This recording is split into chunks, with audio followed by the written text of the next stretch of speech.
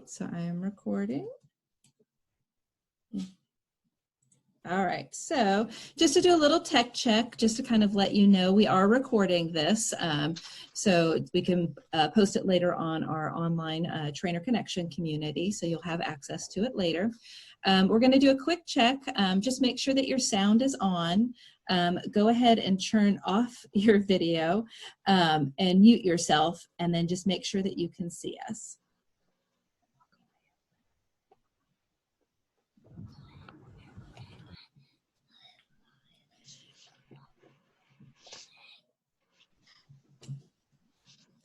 All right, we are ready to get started. Just to kind of let you know, we know everybody's going to be on all kinds of different devices, and just be aware things may work a little bit differently. And Miss Bambi could take it. All right. Well, good morning and welcome to There's an App for That. For those of you who do not know me, my name is Bambi Cliff, and I'm the training coach from Southern Bluegrass. And my wonderful co-host today is Dawn Griffin, and she is the training coach from Northern Bluegrass. And we're so excited that you are here with us today. But I do want to talk a little bit about how this will all work today. Dawn kind of gave you some ideas, but I'll reiterate them. We want to let you know that the session is scheduled to be an hour, but with all the information we are sharing, we could go over. Please feel free to stay on as long as you can or log off when you need to there at the end. If you can only stay an hour, it's not a problem. We will be discussing 3 different apps today and some features that you can use to enhance your online training or marketing strategies. We will be setting aside some time after each one for you to ask questions. And we will also be recording the text box as well. So if your question does not get answered today, don't worry, we will be getting back to you within an email. We'll make sure that all questions do get answered. We'll also have some time today to test out a few of the features that we will be talking about today. While we will be sharing lots of information today, please do not feel like you have to take lots of notes. Everything shared today will be available to you in a format where you can print or review it again. Our session today will be recorded, so if you miss something, you will be able to rewatch it at a later date. And we will give you information on how to access that at the end of the session today. We will also have some time today to test out a few of the features. These will include the breakout rooms, polling, and annotate. Please note that not all devices will allow all features to work. Okay, so let's get started. We're going to start off with Microsoft Teams. And Microsoft Teams is a very new app, and it will eventually replace Skype. So if you're using Skype now, by the summer of 2021, Skype will be phased out. So we're only going to do a quick overview of a few features since this is fairly new and many of us have not used it yet. We're still learning.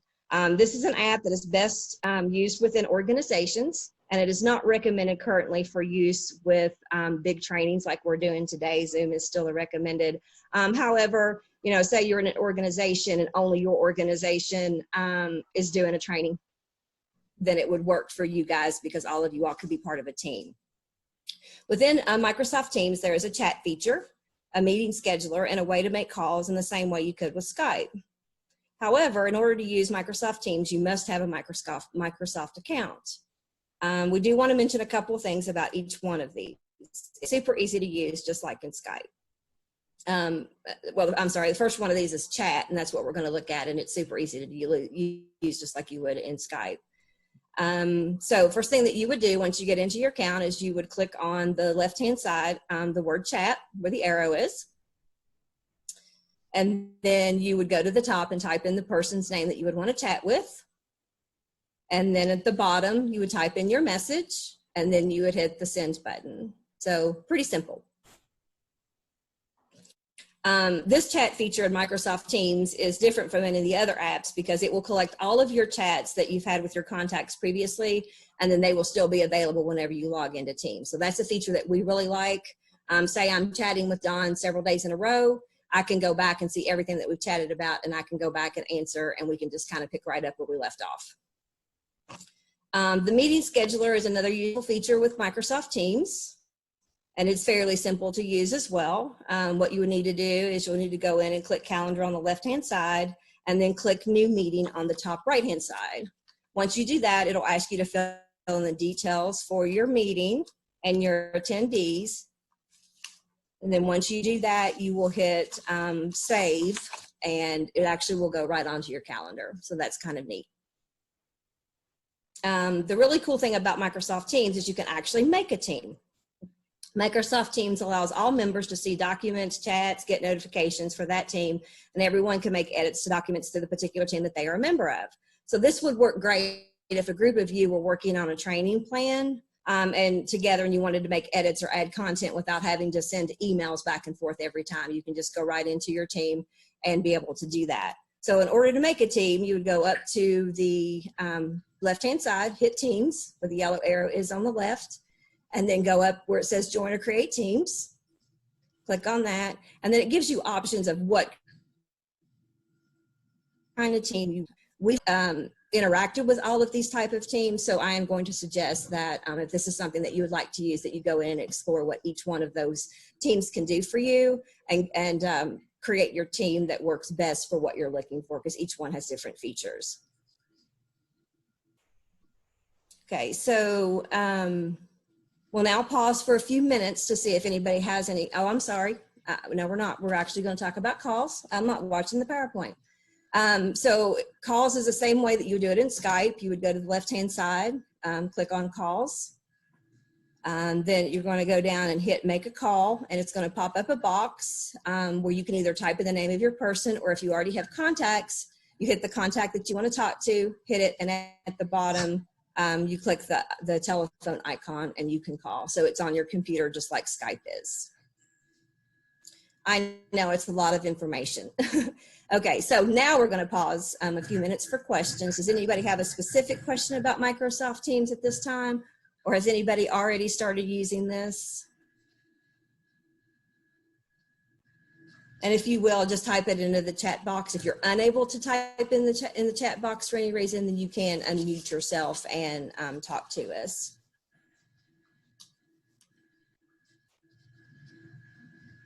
Okay, so some people have been using it at work. That's great. Somebody said they use Google. Some people started using it next week. That's great. I know we have started using it as training coaches, and so it's pretty neat, pretty easy to use, but we're still learning as well. Where do the phone numbers come to make a call from? Originally, mine actually had contacts already in there from people that I'd already talked to, made Skype phone calls with, but I'm assuming that you can probably plug them in for new people.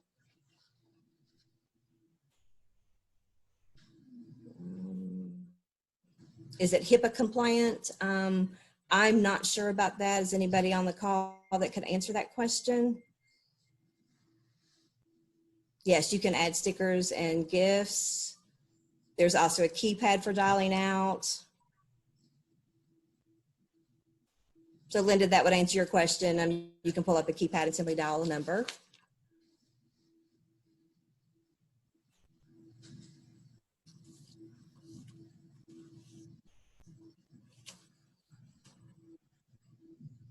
Looks like some of our HMCs are using the Teams.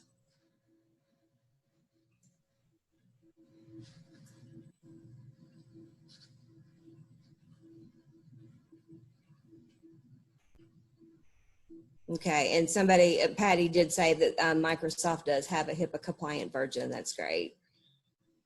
Looks like UK Healthcare uses Microsoft Teams. Yes, UK is a big organization that has moved, that is moving to Microsoft Teams.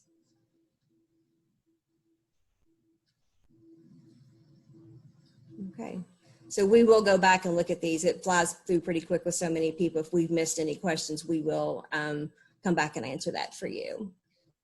Okay, so I think that we're going to now move on to Canva. And that would be me. All right, so we're just going to take a moment to look at Canva. Canva is a website app where you can create design flyers, cards, etc. There's a lot of different options in here.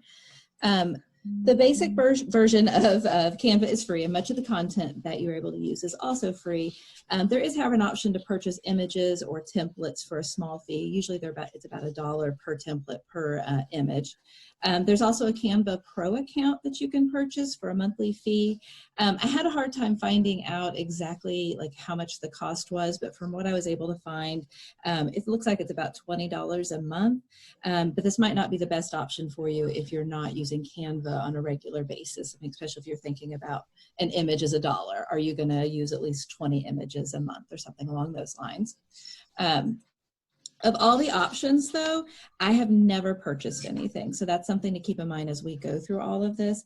I've never purchased any images or any templates. There is a lot that you can do on here without having to have pay for anything, having an account or pay for use. You do have to have an account on Canva. All of your documents kind of get saved there.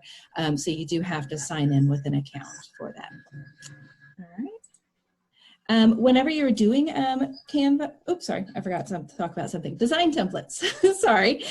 So design templates, this is on the main page of Canva. You'll see that there's a wide variety of options of various design templates that you can use, like flyer, presentations, infographics. You also might see there's a little arrow. There are a lot more different designs that you can choose from. They'll also have different subcategories on that main page, so you can kind of see where it says trending designs. So if there are some trending designs or things that are being used or really popular right now, it'll have that posted there. Let's see. And then template or blank. So once you choose what type of design you're going to do, so for this case, I just picked an infographic, you have the option of using a pre-made template, or you can start from blank. So you can see over there, there's the various pre-made templates. There's a category of recently used ones, so ones that I've used recently. But then there's also subcategories, so like education graphic, infographic. If you click the little see all button next to it, you can see all of the infographics that have been created that are related to education. So if you're trying to have like a specific theme or idea, you can use that. I honestly, when I'm using it for the template, I'm kind of looking more like, what is the design that I like the most? And so I don't necessarily worry, is it an education? Is it a process template? I just look to see, is that how I want my design to look? But you can also always start from scratch. You don't even have to use a template if you don't want to. And you can start from scratch, add all of your own images, text, colors, all of that stuff can be added on your own. I will say when you use a template, most all of the features on the template are interchangeable. So you can edit the text, you can usually delete pictures. Sometimes I can't delete like backgrounds, but overall everything is editable. Okay. All right, and so then you're ready to start working on your design and you've got that desired template set up. So then you have options of pictures, text, or graphics that you can use. And you can see along the bar, it's got like photos, elements, text, videos, background, uploads. Those are all different things that you can add into the design you're creating. You do need to check to make sure whenever you're looking at the images or the templates and backgrounds to see whether or not it is going to cost you anything. And when you hover over a picture, it'll pop up in the bottom corner. It'll say either free, and that means it doesn't cost anything, or it'll have a $ and how much it costs. Once again, I have not seen anything above $1. And then also, if it's a pro account, it'll have a little crown on it, so you can only access that if you are part of the pro account. And then you just insert that into your document, whatever it is that you're using. If you're worried about pictures, maybe not having good ones, you're having a hard time finding pictures you like, you can use the upload button, and that allows you to upload anything that you want into your document. So if you have a picture already, if you found a picture online that's copyright free that you're able to use, you can upload it. And then anything that you upload, it doesn't cost anything. There's no charge for that. Anything you upload also, once again, talking about having a Canva account, it's saved in your account. So you will have access to all of the pictures that you have ever uploaded in that document. Okay. One thing to note that is designs are automatically saved. So this one is titled right now a very generic untitled design infographic, and they're always given a very generic name when you first open them. If you click where the name is, then all you have to do is change it to whatever you want it to be titled. And then to download it, if you want, you need to download it in order to be able to share it. So to publish it, to email it, when you click the download button, which is that down arrow with the line, it will pop up a box with all the different options of how you can download. So some things that you can do here are, you can do a PNG, you can do a JPEG, you can do a standard PDF. I've not played around much with the video or the GIFs, so just kind of, if you play with that, just let me know. I'd be interested how those are used. It only pops up options that you can use. So if, like I did a Facebook post, like a picture for Facebook, and it only saved it as an image. It did not give me the option to save it as a PDF. I could only save it as an image. So just some things to keep in mind with that. And then copying a saved design. So say you've already created something and you really like it and you want to use it as a template for an upcoming one. So you can see on the bottom, trainer connections. I use the same template pretty much over and over again when I'm creating trainer connections, and I just edit the information. So what you do is, over a design on your main page, you just hover over it, and then there will be the little 3 dots. And when you click on the 3 dots, it'll have the option to make a copy. Once you click that, it will save a copy in the Your Designs template, and it will always be titled copy of, and then whatever the title of your document was. So in this in this case, it was copy of trainer connections. And then if you edit it just the same way that you always would, you open it up, you change any of the graphics, any of the text, you just change all that information in there. Zoom background. So Zoom background is definitely very popular these days, as Bambi has been standing by the ocean today with her Zoom background. You can also make a Zoom background through Canva. So Canva, right now it's under trending designs because a lot of people are using it. If you want to create a virtual background via Zoom and it's not trending, then you can just search for Zoom virtual backgrounds. Same as everything else, you just click Zoom virtual backgrounds, and then it will pop up a little box here that has various options that you can use. There were a lot more. I had to like condense it so I could fit it more easily onto the screen. But it'll have a lot of different options that you can do. Or you'll see that once again, there's the blank. So you can do your own. You can upload your own picture. You can add your own text to it. So there's all kinds of different options. And some of these, like the one with the clouds, it's actually moving. So like it shows like the clouds moving in the background. So we just kind of add some little bit of fun to it. And then these are just some different designs that I've created over the last year or so, just to kind of show you a variety of different things that you can do with it. The OSNAP one was for a virtual background. I was very sad though I couldn't use it. So, all right. And then we'll just have a couple minutes for questions. Just take a few seconds to think of things. How would you use this? Do you have any questions about Canva? We'll get the website typed into the chat box too, so everyone can have that website. Feel free to chat your questions, or you are welcome to unmute and ask it if you can't chat. What is my favorite feature? I like the design templates. Like I really like, because sometimes I have a hard time with the starting point and figuring out exactly, like I have like an idea in my head of how I want something to look. And so I really like kind of having those templates that might already have something that would be similar to what I would like. So I really like those. I like the templates. It also makes it look like you're really good at doing like designing when you're pretty much just taking a copy of something and editing it to your information.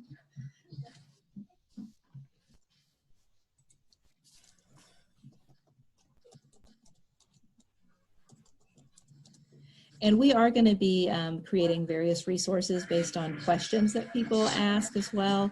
And we'll have the website for all of the things that we're talking about today in there.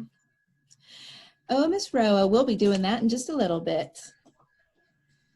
This was our segue into Zoom backgrounds.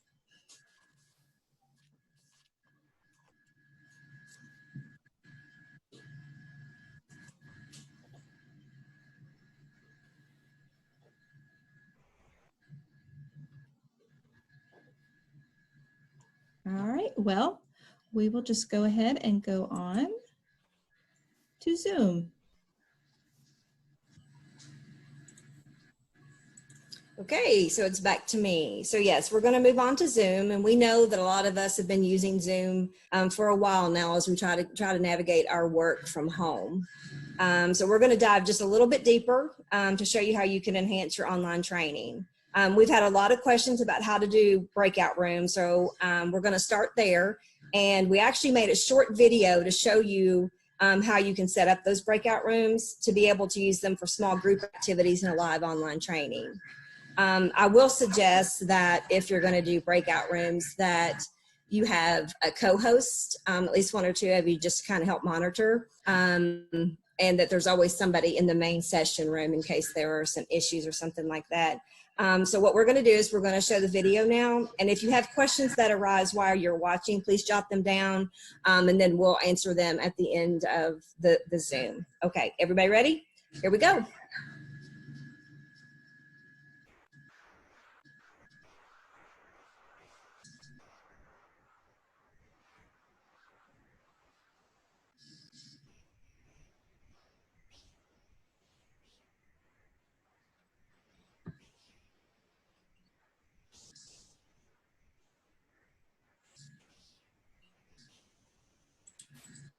Bambi is not playing the sound. Yeah, I see that. Sorry about that. I will get that. I forgot to click the little button on the share screen. All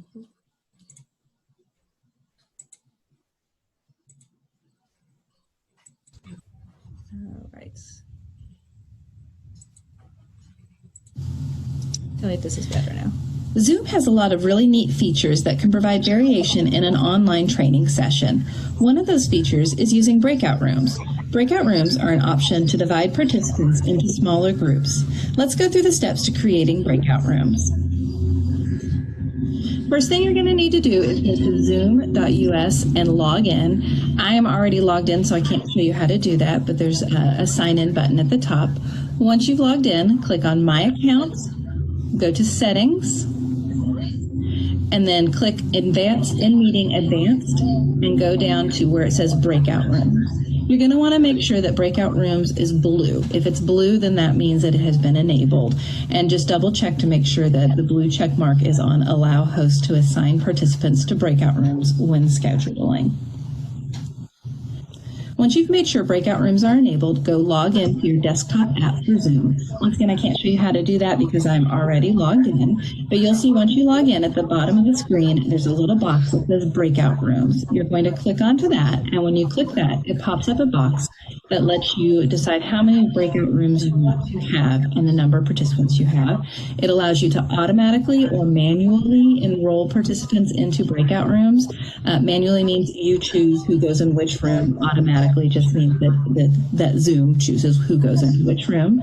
And then you just choose your number of rooms, and then you click Create Rooms. Once you click Create Rooms, you can see you've got the 7 breakout rooms here that we created.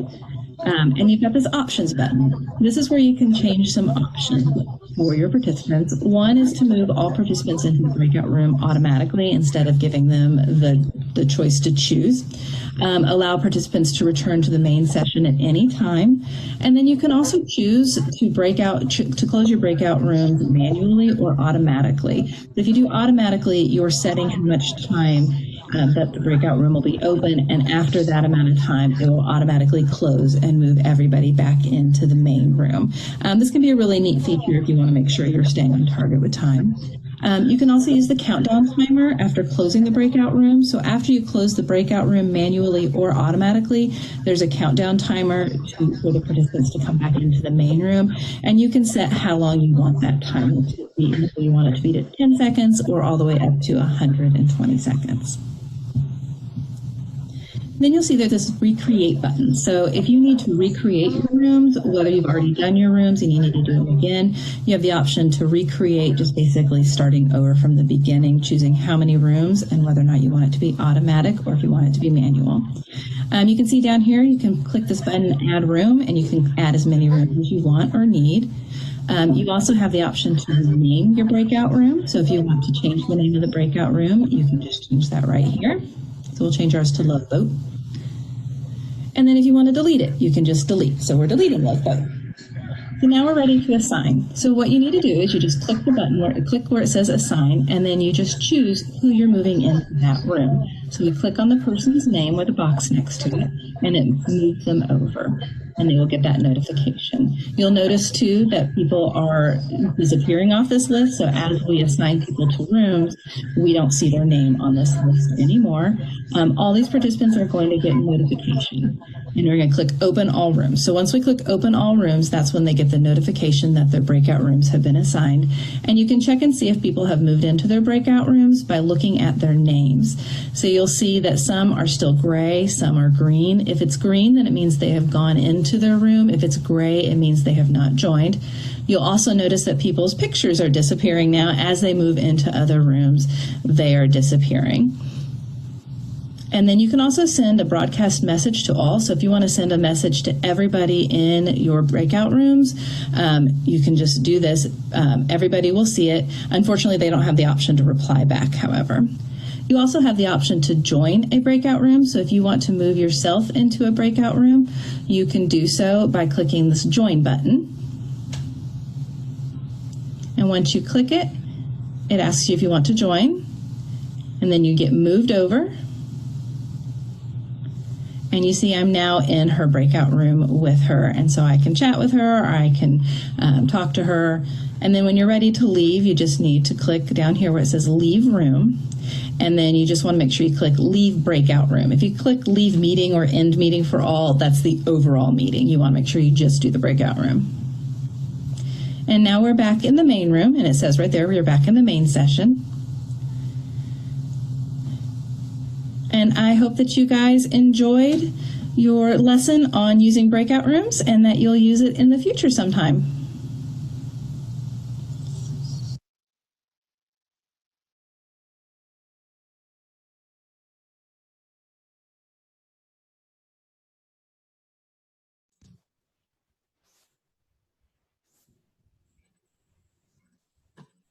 Okay, we understand that was a lot of information at one time. So again, all of that, including the video, will be in a spot where you'll be able to access it again, and then also have any handouts that have popped up here. So, okay, so the second feature that we have had lots of questions about is how do I make a virtual background?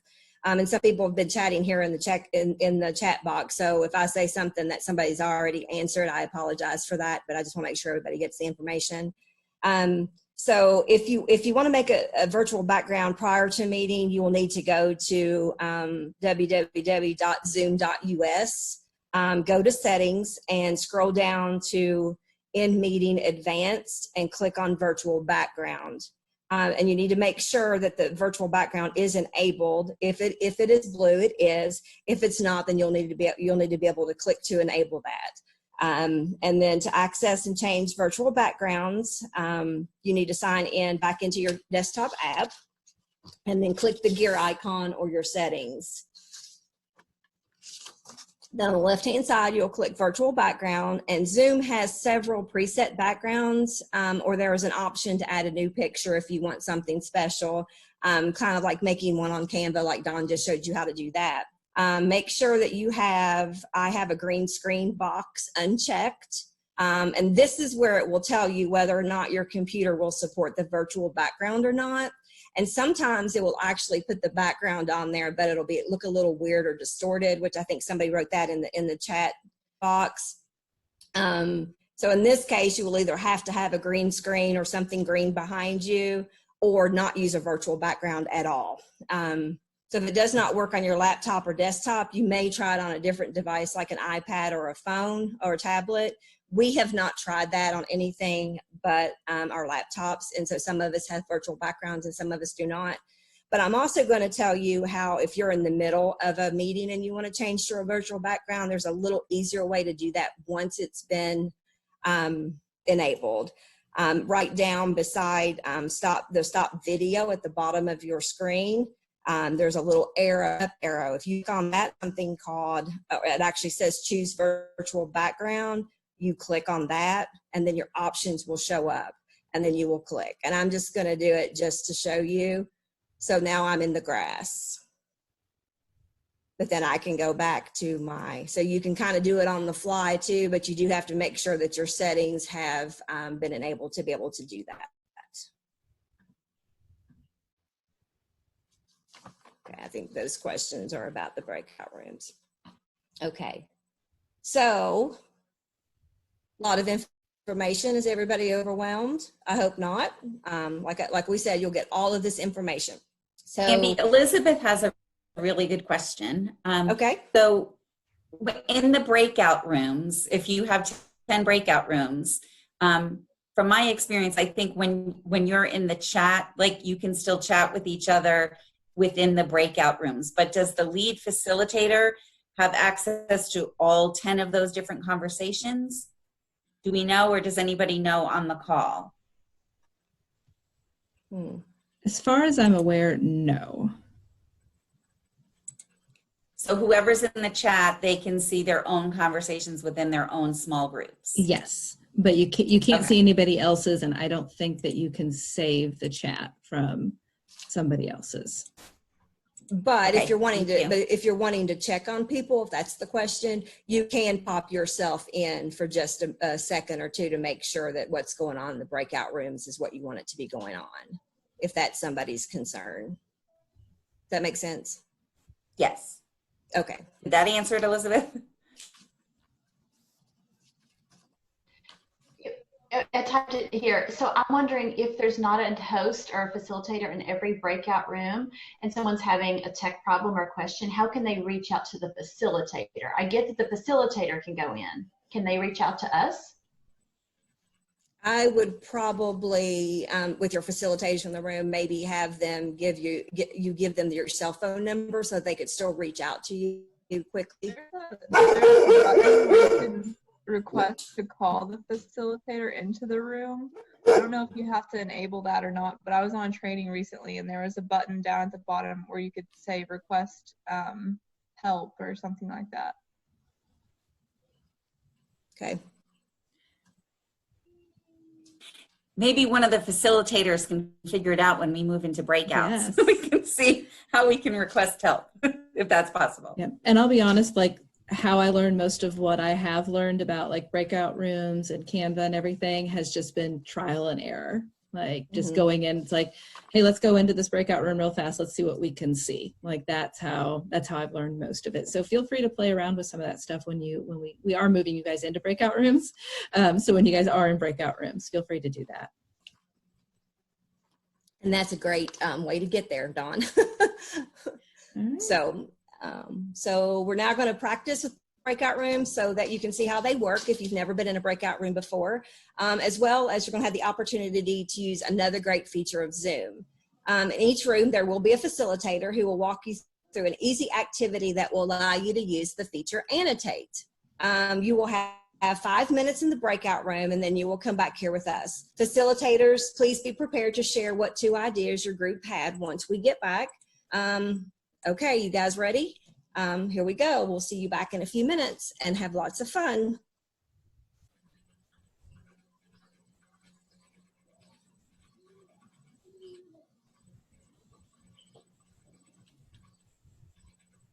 Welcome back. I think people are still popping in.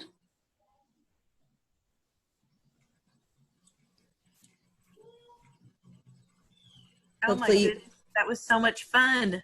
Good. We were hoping that's what we would hear. Is everybody back now? Almost. You got 76 people, so Yeah. Couple more.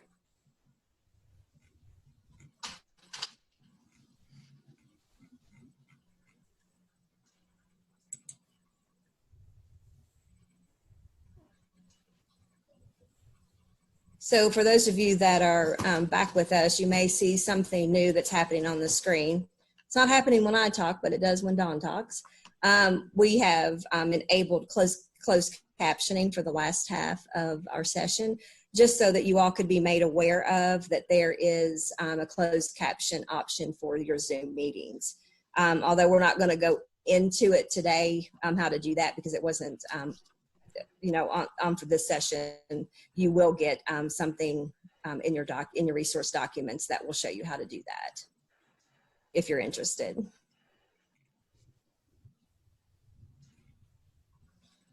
Still have a few coming back, so.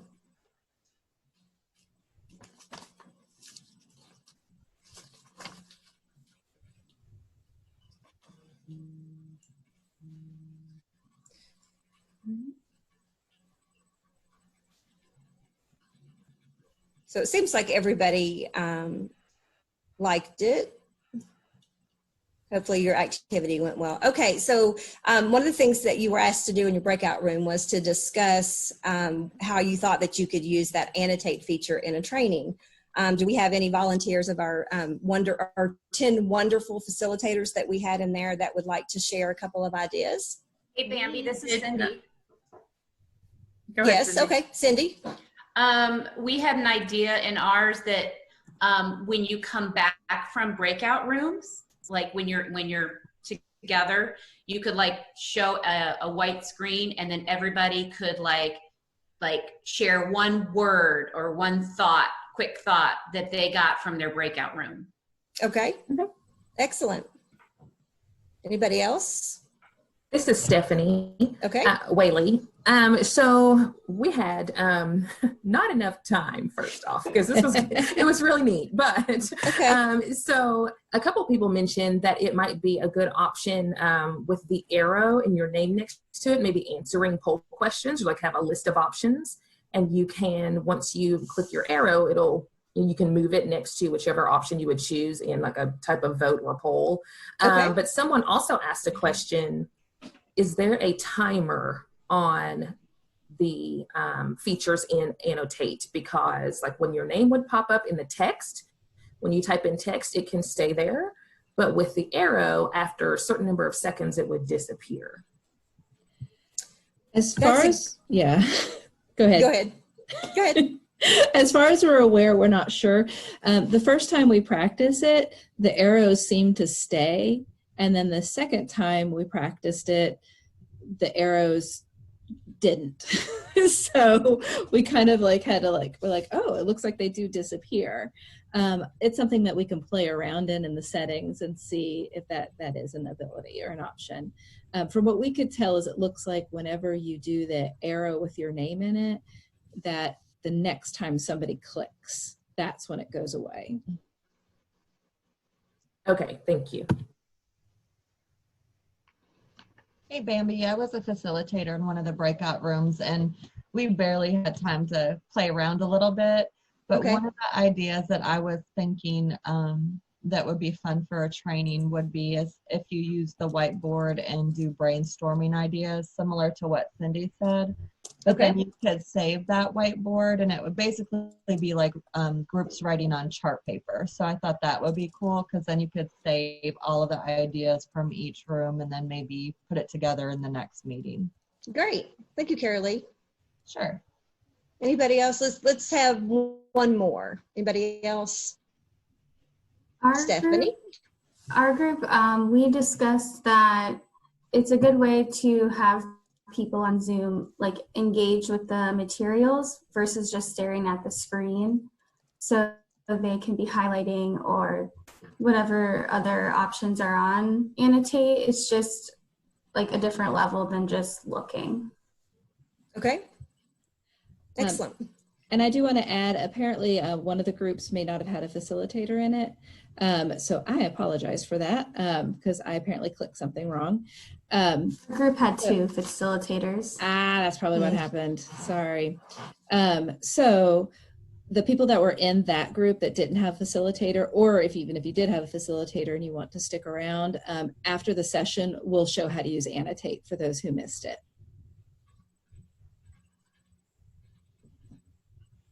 Okay, great. I'm glad that most of you enjoyed that. I think all of you did, but like I said, if you weren't able to actually do it because you didn't have a facilitator, you may have been a little confused. So we apologize for that. So actually, we're going to show you one last feature of Zoom, and this one is polling. And we're going to show you how to add poll to your session, and then we're going to poll you. All right, so you'll see on the screen, there's just some instructions on how to poll. As with pretty much everything else, you just want to go to zoom.us and make sure that in your settings you have polling enabled. This is in meeting settings basic. And then you're just going to go back into your Zoom meeting, and at the bottom, at the black bar, and it's kind of hard to see right now, but you will be getting this sheet as a resource. There's a little icon that's a bar graph, and it just says polls. So you would click on that, and then it pops up a box to allow you to add a question. So then you just add in whatever question you want. It also gives you options to make additional questions, so you can do more than one question. In the box where you write your question, you just put all the possible answers, and then you indicate if this is going to be a single answer or a multiple choice answer. And then add just as many as you want. And then whenever you are ready, you just click save. So then when you're ready to present your poll, you've already made the poll and you're ready to do it, what you're gonna do is you're gonna go back to clicking the polls again. The box will look a little bit different now because you have questions on it. And then you just push start poll, launch polling. And then the polling question will pop up for everybody to see. You're also going, on your end, you're gonna see the results as people are moved, as it's coming in. So you'll see the percentage of how many people have answered which question, how many times. So you'll get all of that information. And then there's also a little timer in the corner that counts up time. So if you want to know how long have you been doing this poll, like you just want to give them 30 seconds or a minute, just look at that timer and let you know. And then whenever you're all done, you're just going to click end polling. And then that's when it's going to give you the responses.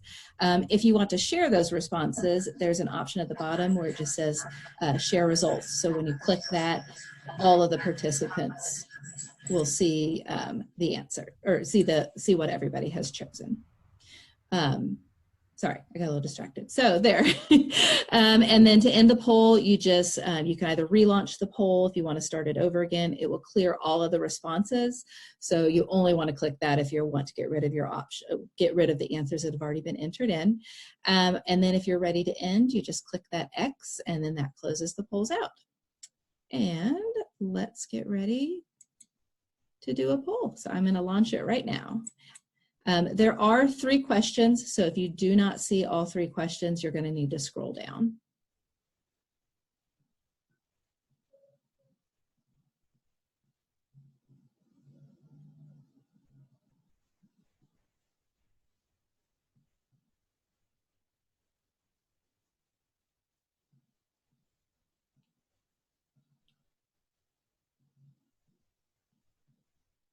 Let's see. So far, we got a lot of people that are really interested in the breakout rooms.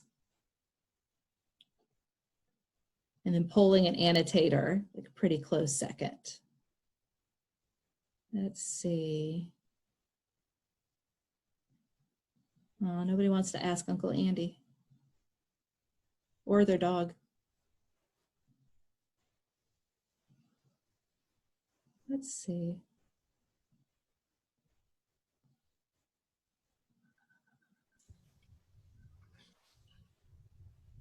Oh, and I will also tell you, it lets you know like how many attendees have answered. It doesn't tell you who's answered. But so if you want to make sure that the majority of the people have answered before you end the poll, you can do that as well. Or if you want to make sure everybody has answered it, you can see that as well. Can you share the results? Yeah, I'm getting ready. We still got a few people voting, so I'm going to give about another 10 seconds.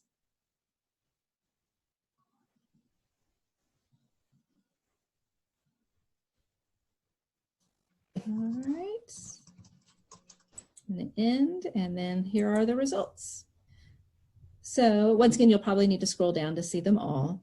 So it looks like by 53%, a lot of people really are interested in the breakout rooms and think that they'll use those more in an upcoming training. And then virtual polling and annotate are all like pretty much dead even. Most of you knew, contact your training coach, yes. Facebook friends, if they know information about it. Training coaches are definitely available if you need any help, any assistance with anything. That's what we're here for. We're here to help you out.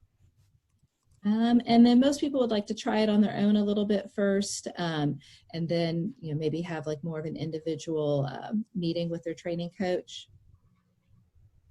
Dawn, Yes. sorry, there's a lot of chat going on about saving the chat for ECE TRIS recording. I think we need to just stop chat on it for right now and discuss that at the very end, or do that as a follow-up, because I think we're losing a lot of people between everything going on in chat versus what we're sharing right now. So yeah, anything that's we don't answer in the chat, we are going to be doing in our resources. But yeah, we'll finish up the polling first. Yeah, I saw it and responded. So good. And so anybody that does want to reach out to the training coach to get a little bit more help, whether it's immediately or if you just want to wait a little bit, just reach out to your training coach, get something scheduled. We are available for you froze Zoom. on me. So, all right.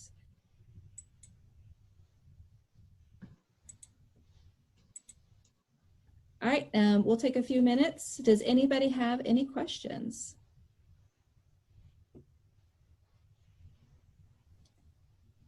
And I'll go ahead and answer the question about, I can't see all of the answers or all the chat about the TRIS. Zoom doesn't necessarily send you a report of who all has attended. You can have your chat saved, and that's the best thing about the chat, to let you say, it'll save it on there. So you can see who all was in and who all participated. So depending on whether or not you're going to have requirements of you have to participate and share twice, or if you just have to answer a question and make sure you have correct information in there. Like at the beginning when we said who all is here, you can do something like that at the beginning, the middle, and the end. There is a feature, once again, going into zoom.us, that allows you to automatically save all of your chat, so you don't have to remember to save it. But if you ever want to save your chat, then all you have to do is there's a little button next to the chat and it says save chat, and that gives you an option to save it too. So just kind of FYI on that. And that same area would let you also save a video of it.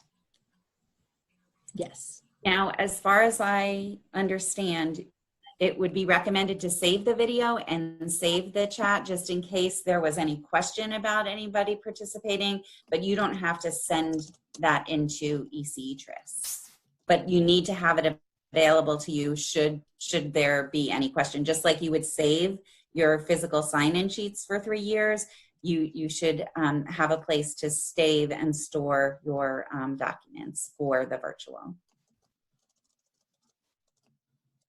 And I'm not sure if there's anybody on from DCC if they want to offer any additional clarification, but that's my understanding. And if you have any question about how to save a chat or save a video, definitely reach out to your training coach. But it's really just those 3 dots next to your at the bottom in the chat box. There's that leads to a drop down feature, and you'll see the options there down in the chat box. Any other questions about like polling or annotate or the breakout room?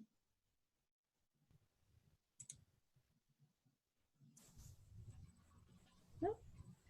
All right, well, okay, we can move on. Yep, so it's been great to see everybody here today. There are just a few more things we would like to share with you before our time together is over. As always, as already been said, if you would like one-on-one assistance with any of these apps or features, please reach out to your regional training coach. All of them should be able to help you with no problem. We would like to also share our new website with you in case you haven't seen it yet. And that website is, and it's also going to be typed here in the chat box, it's www.childcareawarekentucky.org. And here you will find adult learning hours and all resources that you will need as a trainer. If you are interested in learning more about how to create online content training or learning more about polling, please check out FET 345, which is polling and assessment, or FET 370, which is creating online content. And those both can be found on the Child Care Aware website.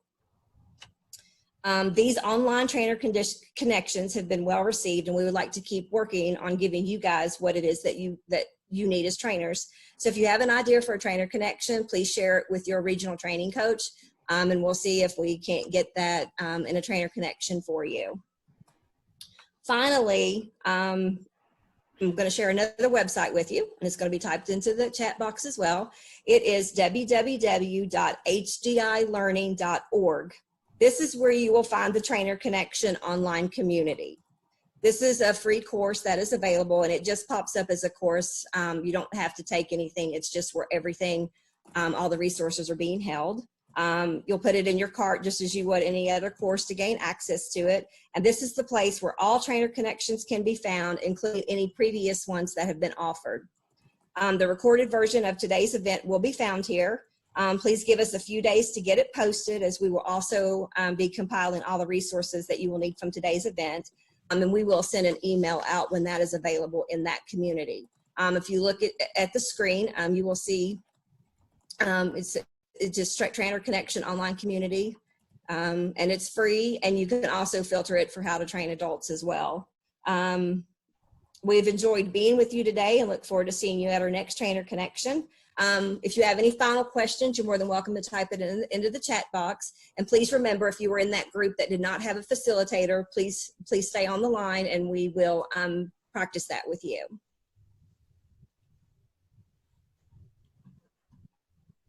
So there's lots of questions going through here. So Shirley, the how do you open up, what exactly do you mean?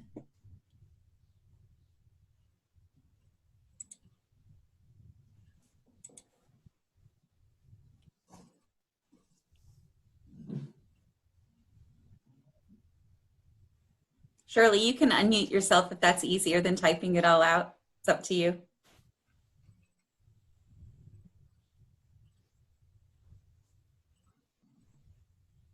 It must be the other Shirley. I was just saying thank you.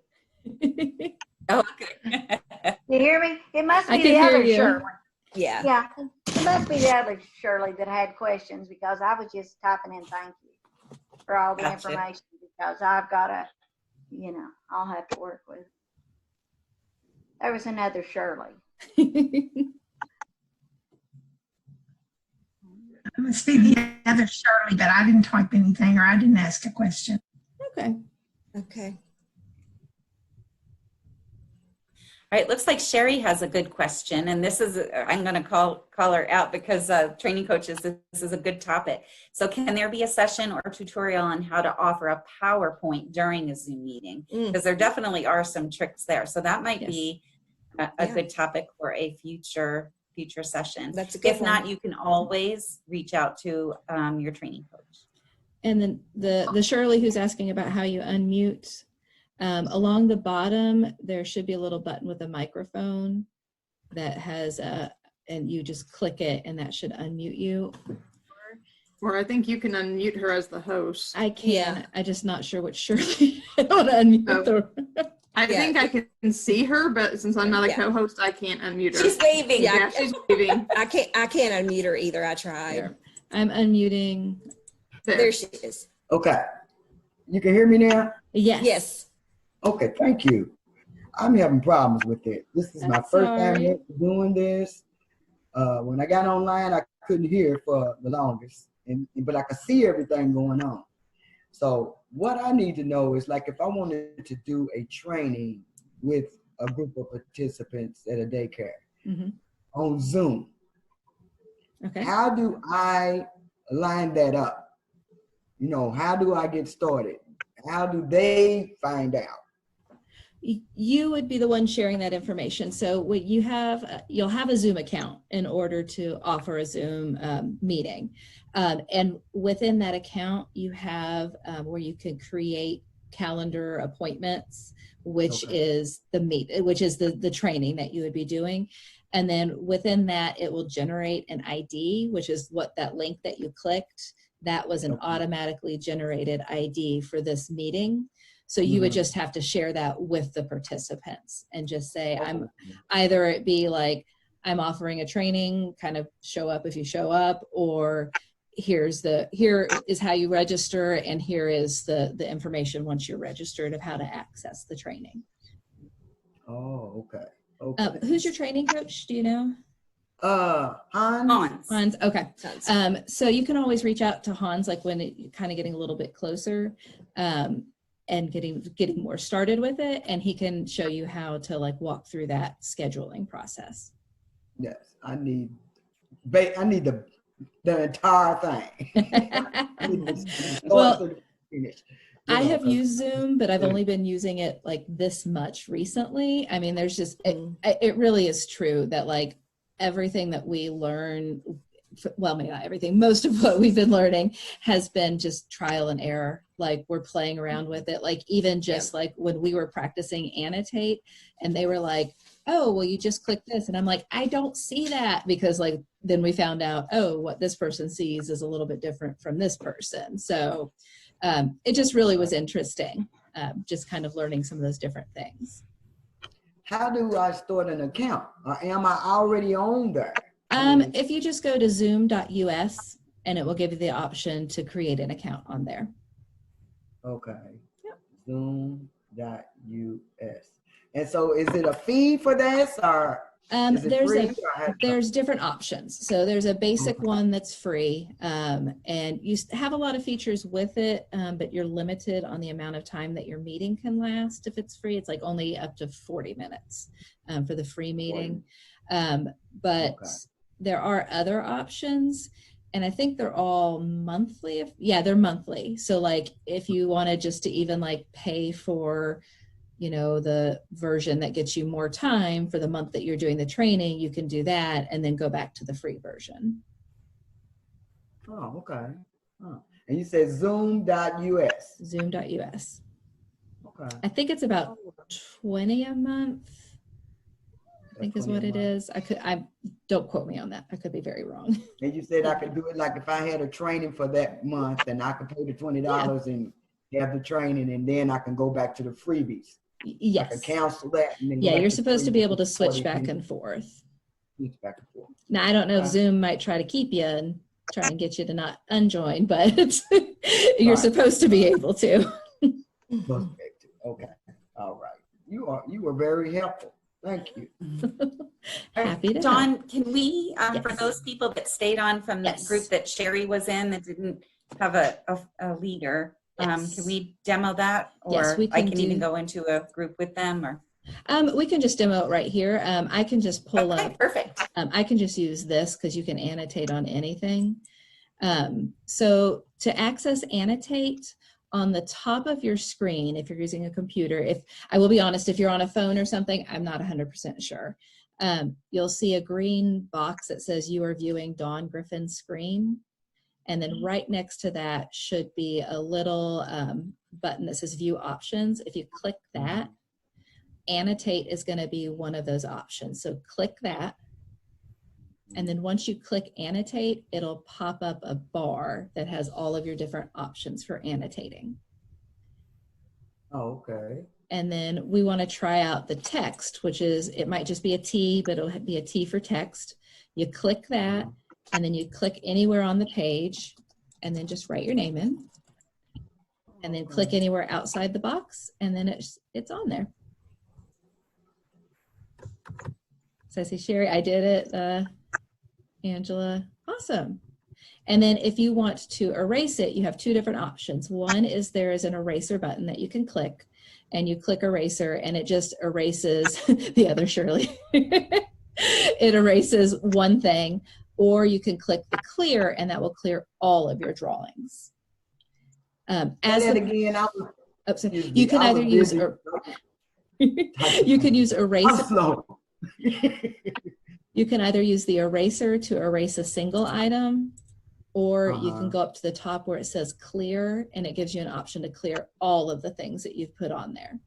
So if you use like the stamp icon and put like a whole bunch of stars on, instead of going through and erasing each one by one,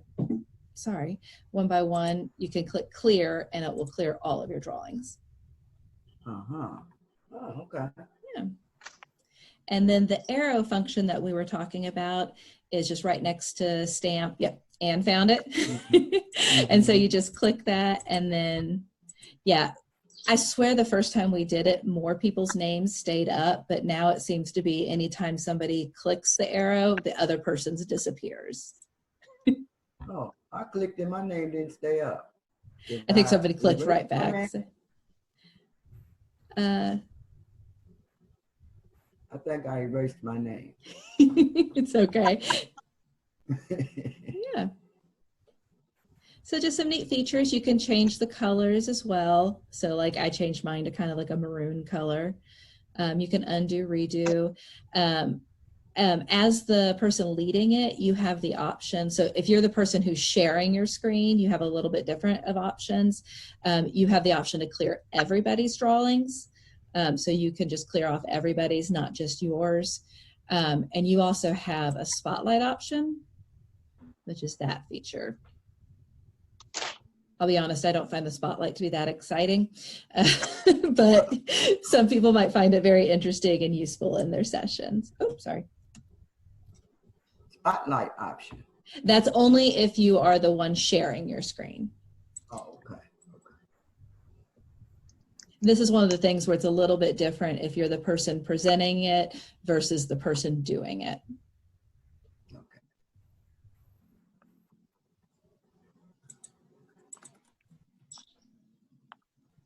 Mary, I don't own an iPad, so I am not 100% sure.